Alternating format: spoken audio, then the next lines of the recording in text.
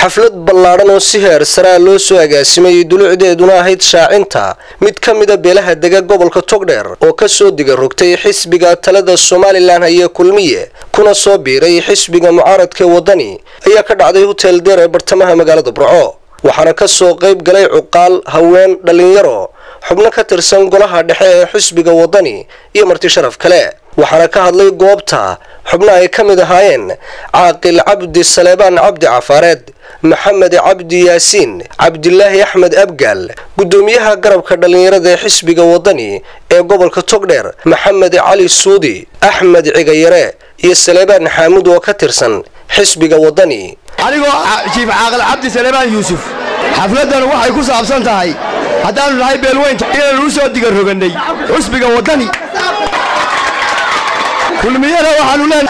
kulmiyo nabad galiyo xafladan waad aragtaa qiimaheeda iyo qaayaheeda iyo dadweynaha isugu yimi iyo sharafteeda aad iyo aad baan ugu hambalyeynaa xisbiga wadani baan ka tirsanahay sidaas aan ugu ogaanaysaa waxaynu maanta u baahanahay musharax ama madaxweyne bedela madaxweyne Axmed Maxamed Maxamuud Siilaanyo oo ah madaxweyne aqoon leh oo dadka dhageysanaya ayaynu u baahanahay inaynu codka siino uma baahanin cidafka taagayso aqoonteedu ay ku xiran tahay meel dhow shirweynihii ka dhacay Qorigaale Guuleedtu haddii kulmiye lagu taageeray annaga ku taageeray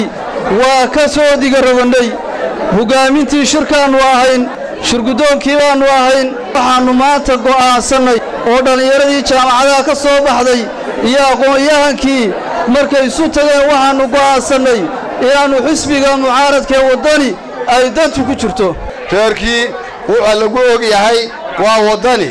Boqor Axmed waxay u diga rogteen xisbiga wadani ee iminka ay xaaladiisa siyaasadeed horumarka gaadhay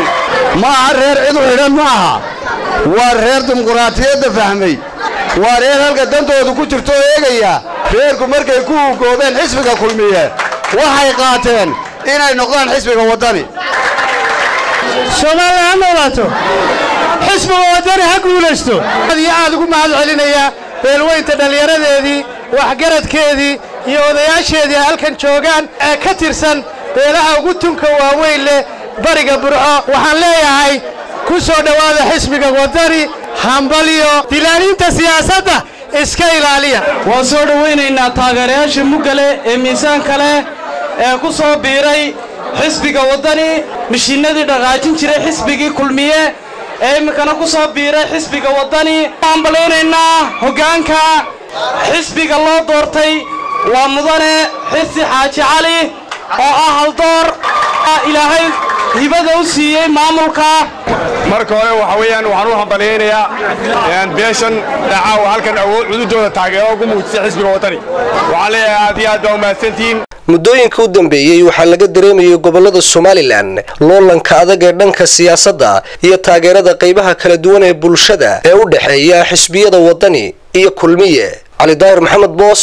TV caalamiga Universal Bro